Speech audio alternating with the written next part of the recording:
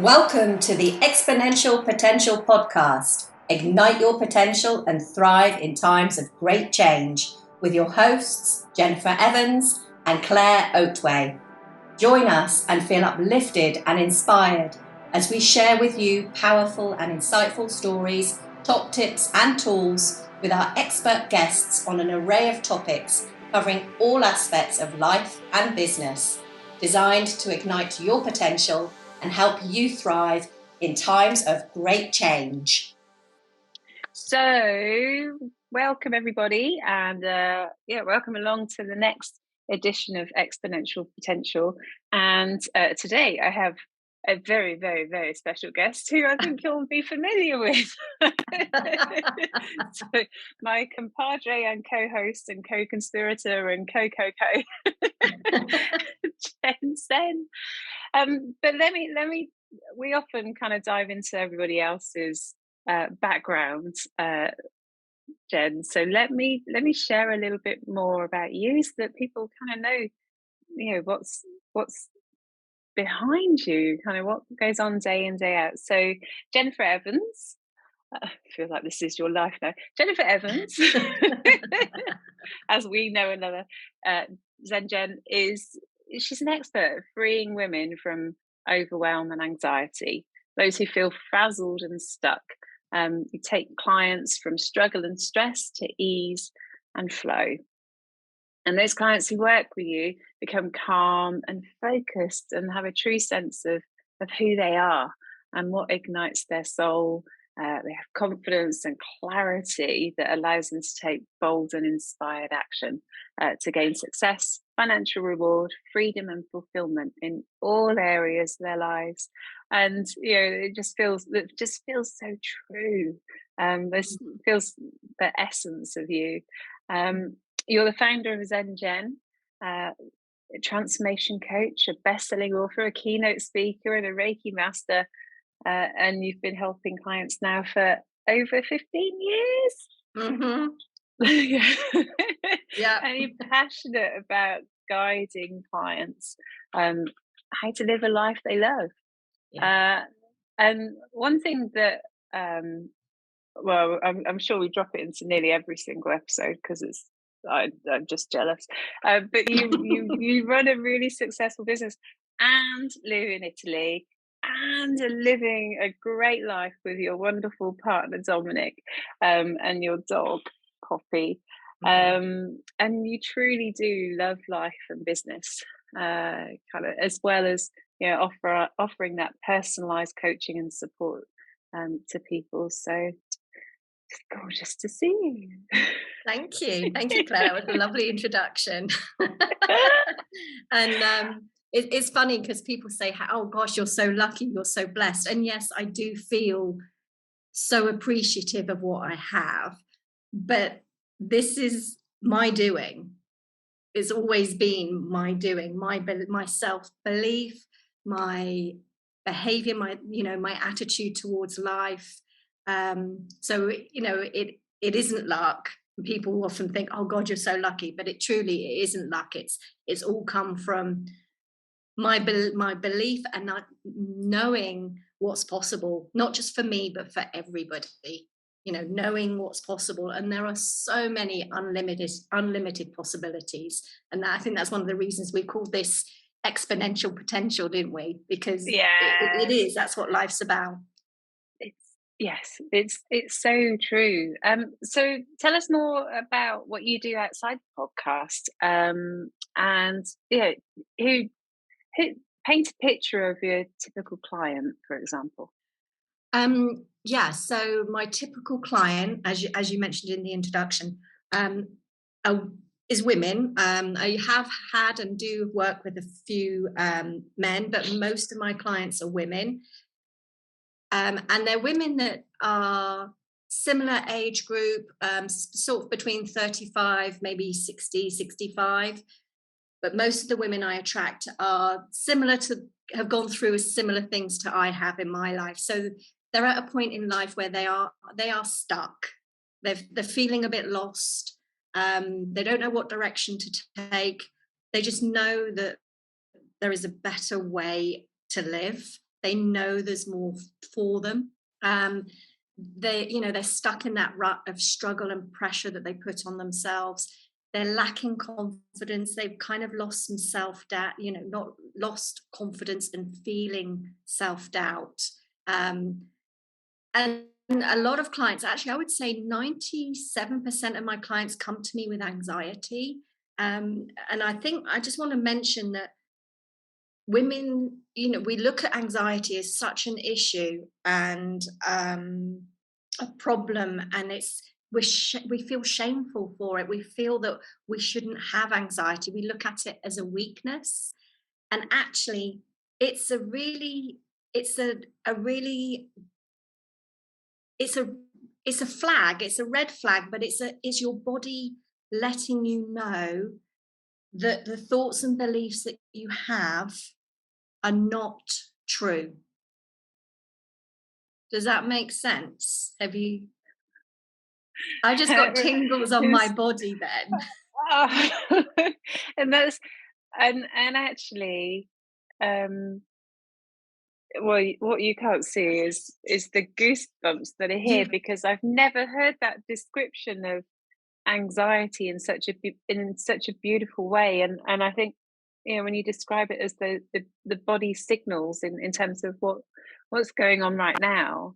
um yes, kind of, it can be that particular environment, but it can also be cues that something else is off kilter, I Yes. think. Yeah. Yeah.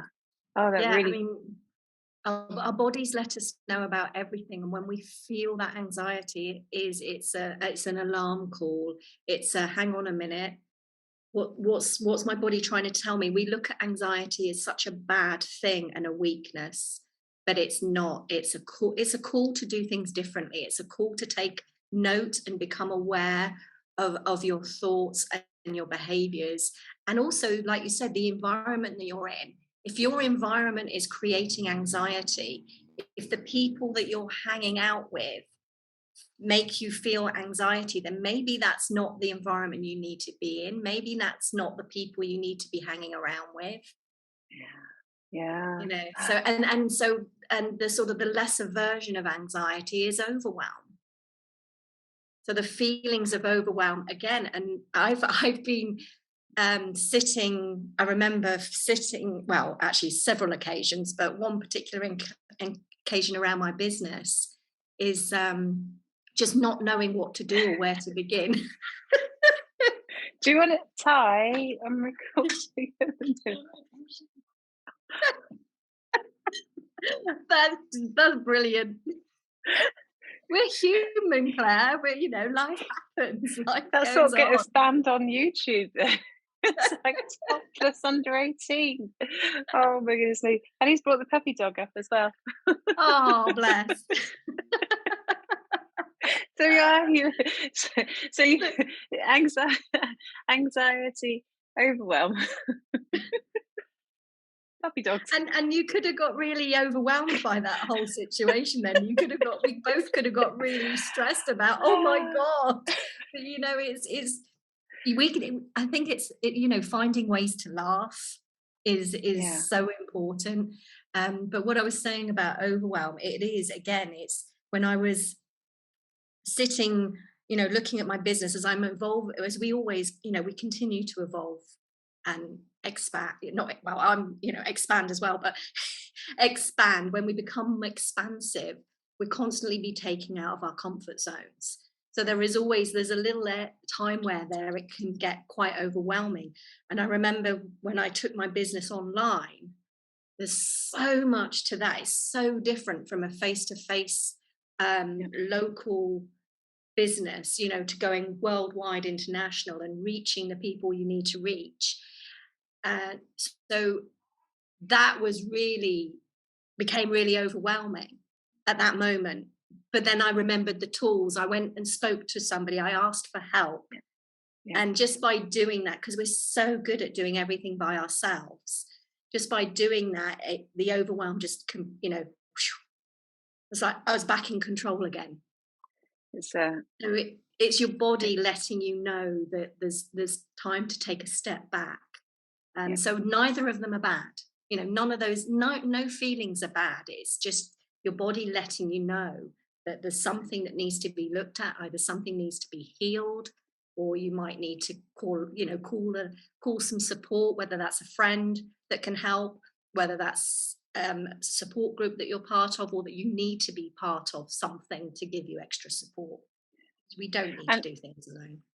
I think, there's so much that's chimed for me in that, and around almost the judgment that we have for anxiety, and sometimes we'll, to self-medicate, we get busier. We kind of go, oh, I know Yeah, this, the to-do, I'm not doing enough on my to-do list. I'm not doing, I need to do this and this and this and this and yeah, this, and not stop and let kind of that other guidance come through, which is, more settled, more considered, more likely to succeed, frankly, than just being busy. Or yeah, sometimes I know within office environments, the anxiety comes through, and you then, you catch up with somebody over coffee, and it spills out into that, but you don't really get to the root. You're, feeding it out, which is, not great. So why did you follow this path then? Why do you do what you do? I think, well, when I was young, in the black and white days, as we say about my dad, in the black and white days, before TV, that I was always drawn to help people. I remember my mum suffered migraines really badly, and actually looking back, I'm not surprised why. But I used to soothe them. I used to help take them away, and because I've always been drawn to healing and massage, and just I pick up on other people's feelings. And I could feel her pain almost in her head. So I would help soothe that pain away, or ease that pain through. And I didn't, through touch. I had no idea what I was doing. So that was sort of my first steps into wanting to help somebody, not fix somebody, but just I could see her, feel her pain, and I didn't want her to feel like that. And I wanted to care and nurture her. And it was a natural. It was never a question of whether it was right. I just did that, and I continued to do that. If I saw somebody in trouble, or I would help them. I would go and see what could I do? How can I help you?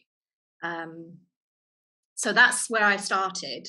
And then when I grew up, I was kind of a weirdo. My brothers, bless them and love them, but I was I still am. They still call me a witch. Get your cauldron out, Jen, and where's your spells? So I was always a bit outside of the family.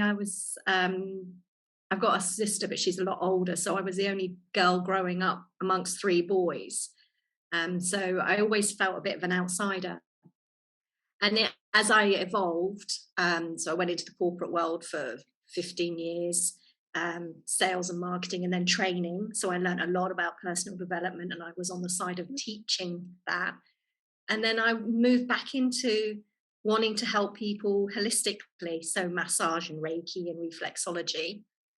And that naturally evolved into coaching, because I can see, from a woman's point of view, we do so much for other people. We're constantly putting others first, and we forget about ourselves. And I think one of the reasons I do what I do and love what I do is seeing somebody's shifts and transformations and aha moments of going, hang on a minute, if I really take care of myself, I'm doing that for me, I deserve it, I'm worthy of it. Because we all feel, we all have that underlying of lack of self-worth and low self-esteem. Certainly I did. But when you watch a woman reconnect to themselves and their self-worth and their love for themselves, you just see all this stuff and crap just almost, you see it let go, you see their shoulders come down, you see that they realize the importance up to themselves and their lives and their loved ones, the impact, the positive impact that has on them, and the realization of the sense of freedom that brings, and just seeing that on their faces and going from session to session and transform as they transform. It's just, yeah, it's something, it's hard to put into words. It's such a wonderful feeling, and to see women coming into their own, um, and not having to prove themselves or not having to struggle or try and feel good enough, Yeah. because we are good enough, all of us, not just women, men as well, not excluding men. What do you think holds people back from tapping into their exponential potential? Fear is a big one. We're so fearful of so many different things. Some of us may be that we don't feel good enough. We don't feel good enough to be to delve into that exponential potential, to live our best life. We don't feel worthy enough. The fear that we will fail or succeed, because that brings, when you are successful, that brings change. The fear, the worry about what other people, I think one of the biggest is worrying about what people think. Mm. Caring too much about what other people's opinions of you are, what their opinion is of you, trying Yeah. to fit into that box that people have put you in growing up, your parents, your siblings, your previous relationships, trying to stay, oh, I'm not going to shake, I'm not going to rock the boat, or I'm quite happy in my comfort zone. Yeah. Yeah. Yeah. So yeah, there's so many reasons why we don't, and most of it is fear. Fear of failure, fear of making a fool of ourselves, worrying about what other people think. If we stopped, just imagine, and this had a massive impact on me, imagine what we could do and what we could be if we stopped focusing on what other people might be thinking of us. If we took that away completely and we didn't give a damn about what other people thought of us, then that's where we can be living in our exponential potential. Yeah. And that's every aspect, isn't it? In terms of how you dress, how you stand, how you show up in conversations, in relationships, in work, kind of the path Mm, you choose. Even just the smallest areas that normalizing's got such a strong hold. It's mm. just, yeah, Yeah, yeah, and it's very subconscious as well. It's sneaky. It's most of the time we don't realize that we're doing something or not doing something because we're worried about what somebody might think. yeah, yeah, And the other big thing is lack of self-belief. We don't believe that we are capable of doing something. But it's all intertwined. The lack of belief, we then focus on what other people might think because we don't believe enough in ourselves. yeah.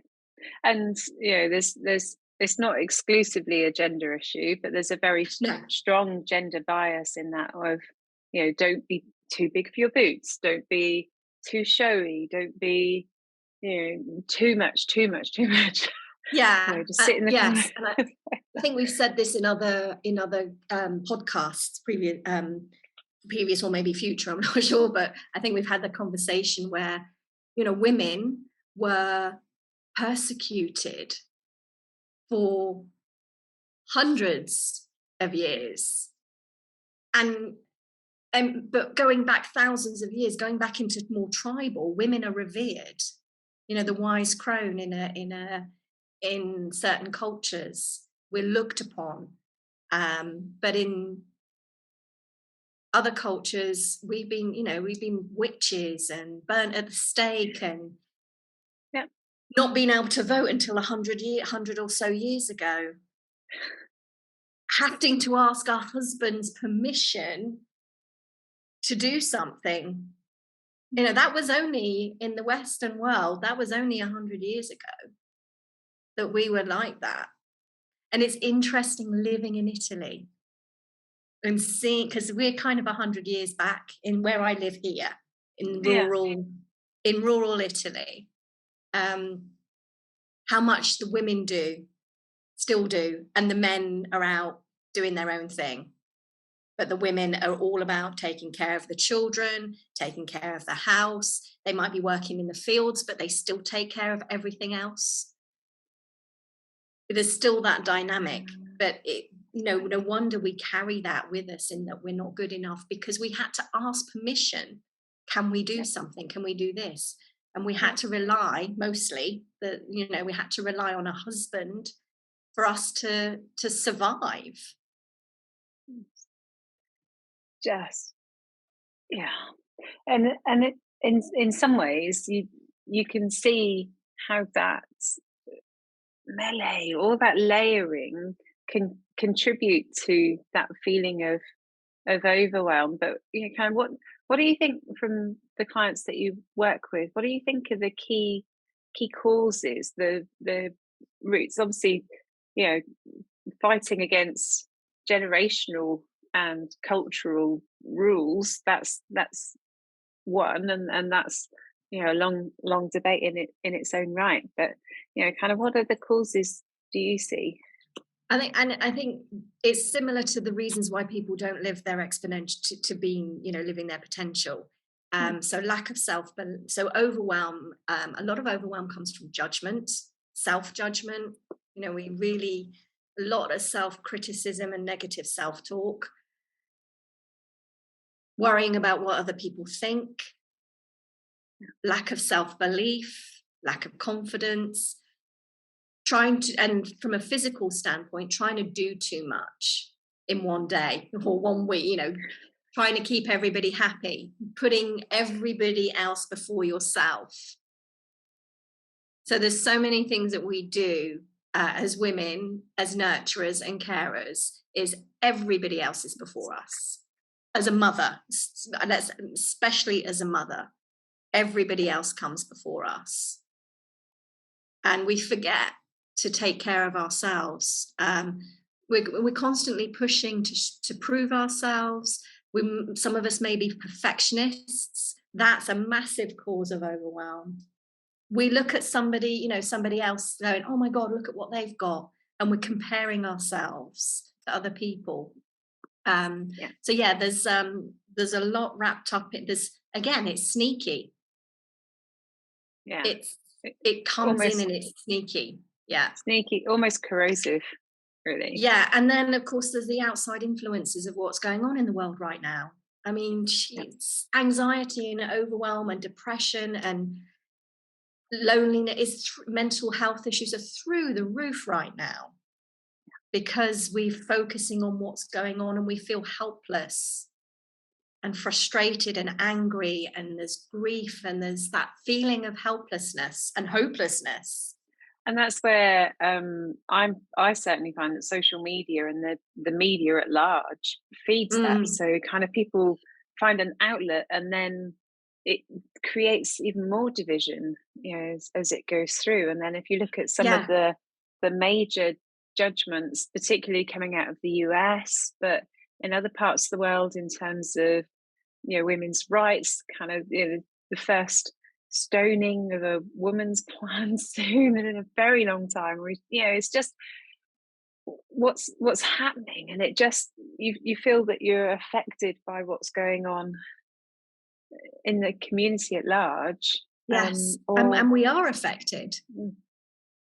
Absolutely, Claire. Every single one of us feels, whether we know it or not, we are feeling what's going on in the world.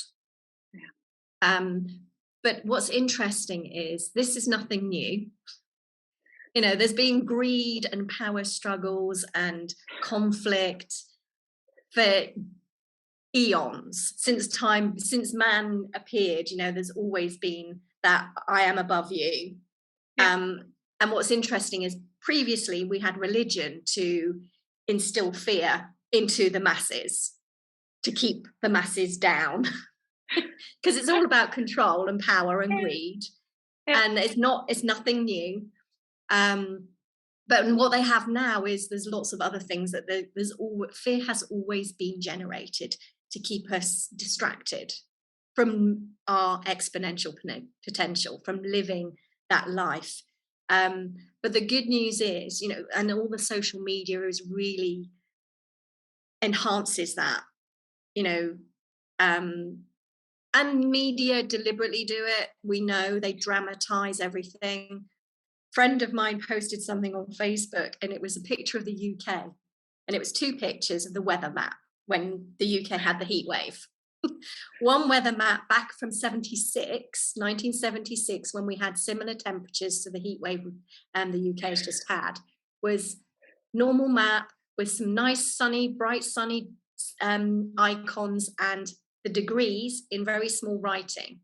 The other map was red and dark red and danger and oh my God, and it's just interesting to see the difference between those two, how they emotionally impacted you. Yeah. Same type of temperatures, totally different emotion and fear.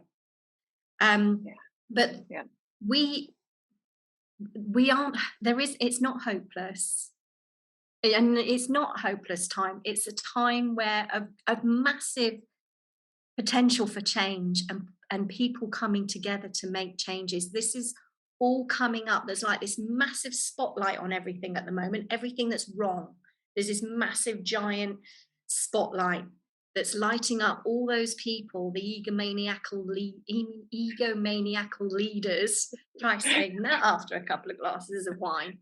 It's really, but it's coming up it's an opportunity for us to be able to change things. We're evolving. This is another time, a massive time of evolution for humankind, I think. And I'm getting on my high horse here a bit. But it's not all hopeless, and it's not, we feel helpless, but we do have power. Every single one of us can make a difference, and it starts with us, and that comes back to the feeling of overwhelm and anxiety, about being more gentle with ourselves and being kinder, like not beating ourselves up so much, and having compassion for the journey that we've had. And when we can be kinder and more gentle with ourselves, more compassionate, understanding, treat ourselves like we would a best friend, we can then be kinder and more compassionate to others. And then that ripples out, has a big ripple effect. The same that all the chaos and uncertainty is having an effect on us, as does that coming from a place of love and understanding, that also can have a ripple effect. So it's important to take a step back from all that social media. Stop reading it, stop looking at it. I don't get involved. Do you watch much of it, Claire? Do you watch the news at all? Do you listen? Well, who watches the news, but do you, on social media? To varying levels, and I recognise that it's almost so kind of, for some people, kind of when you're feeling anxious, you might like have a little tick, might have a little scratch or something like that. And I noticed that it's the phone thing. The phone scroll has become a little bit like that. So if I can't concentrate, I'll, rather than go and be still, I pick up the phone and distract myself, and then I'm lost. So it's and I think because it's caught in a spiral of agitation, you kind of don't know that it's necessarily the cause, or if it's it's definitely contributing at times. Yeah. Well, so many. I think what you described there will be something that resonates with many of the people tuning in, and for some, but I've been quite open with you and others about my journey in terms of burnout and Help well. But for for me, I it wasn't until that happened that I realised the signs had been there.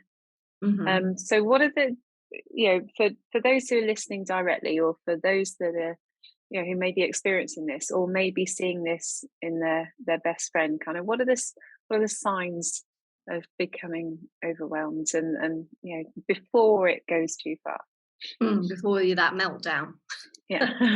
And there's nothing wrong with having a meltdown, but we can stop it by being aware of our emotions and our feelings. So irritability is a very good sign when we get a bit snappy and agitated and irritable with our loved ones or people at work or a situation. Um, Emotional, if we start to get a little bit emotional and we have a few tears watching something cute. I remember watching the Andrex puppy. Not everybody will know the Andrex puppy, but it was a really cute little dog with toilet paper wrapped around him. And I remember having tears watching that advert. So yeah, being a bit tearful, quick to anger, frustration, and probably a lot of people going, yeah, tick, tick. Not being able to sleep, so being restless, brain fog, not being able to think clearly, not having solutions and answers come to you. That's another good sign. Yeah, I think it's watching your emotions and your feelings, and agitation, frustration, feeling fed up, feeling stuck. They're all signs of overwhelm. And if you've got a partner that's feeling agitated and quick to anger, then maybe a conversation is needed to say, what's going on? How you doing? Can, maybe go for a walk and have a chat. But know that their anger is usually not because of something that you've done. It's just they're feeling very, very agitated and angry within themselves. So yeah, there's some good signs. Yeah. Watching And those kind of, emotions. you mentioned, going for a walk and kind of rest, but are there any other tools that are your favourites that help you to stay calm or Yes. focused? Or Yeah. So as you mentioned social media earlier, stay away from negative social media for sure. We know what's going on in the world. We don't need to keep seeing it over and over again. So stay away from things that are upsetting, cause emotional upset or cause you anger. Stay away from people that do that as well. So if there's somebody in your family or your friends, maybe just sort of take a little bit of a back seat, not spend so much time with them. But the things that you can do for yourself is slow right down and breathe. It's really important to take time to make time, because we need to. We feel we have never ever got enough time, but it's so important to make time for you to relax, or just to take a few moments to gather yourself. Every morning, I have a ritual that takes between 5 and 10 minutes to help me ground myself and set up my day. And part of that is gratitude, breathing. When we breathe deeply, it slows us down, it helps regroup our thoughts. It kind of is like a stop. So, and it's free and it's simple and you can do it anywhere at any time. So breathing is massive. Try and focus on one thing at a time. Yeah. And get present with that one thing. Be engaged with it. I know our thoughts are always spinning, and for women especially, it's near impossible to shut those thoughts off. So instead of trying to shut those thoughts off and get angry and judgmental with them, just keep bringing yourself back to what you're doing.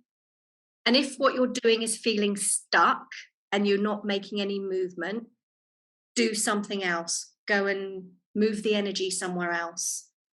Incorporate play and fun into your day.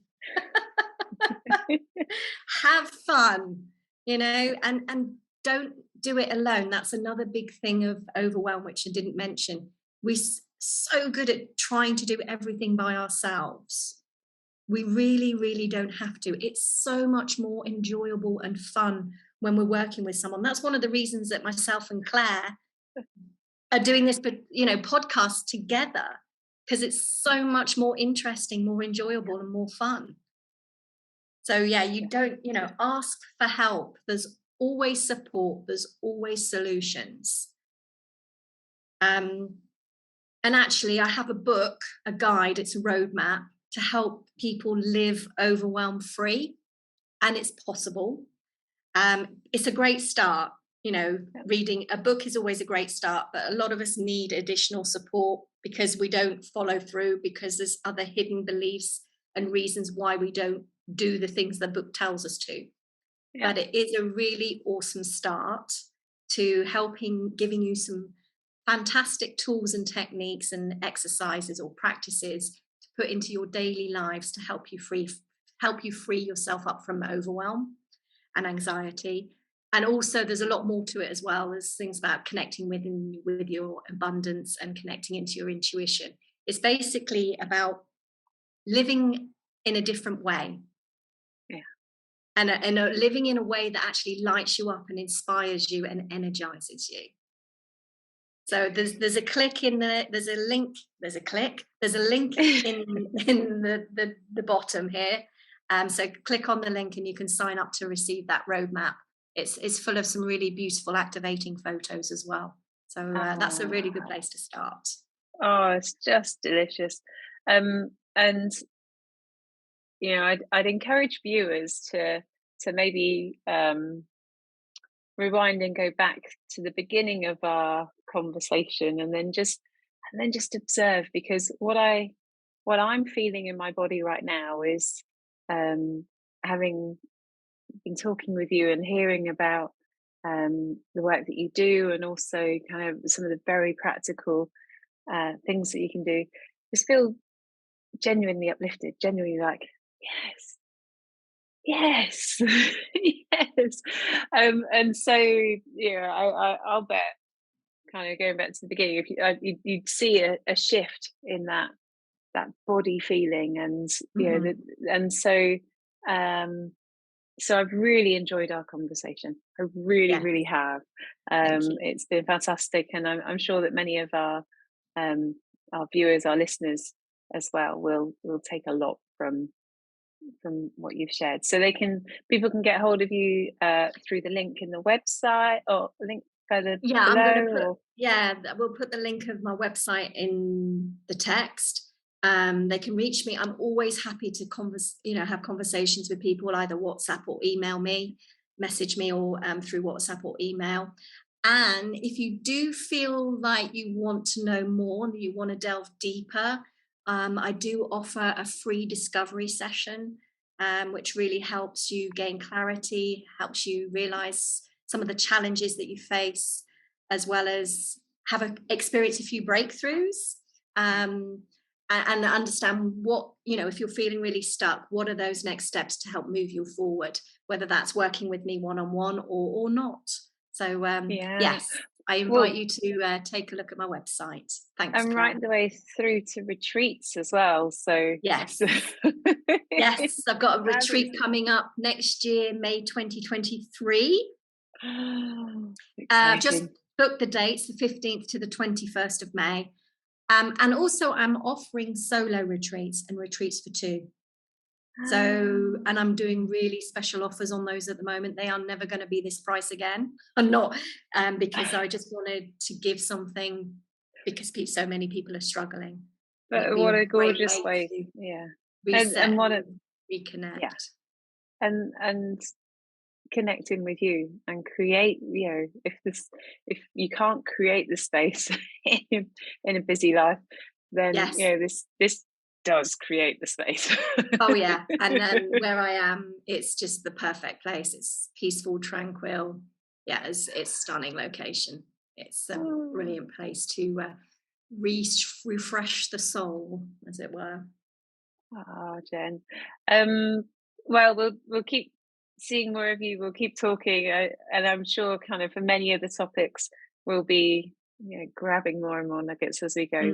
But for today, thank you so much for telling us your story on exponential potential. Thank you, Claire. Thank you for listening. We'd love to hear your comments and feedback. And if you've enjoyed it, please click on that subscribe button, give us a thumbs up, and feel free to share. Join us for our next episode of the Exponential Potential podcast. Ignite your potential and thrive in times of great change.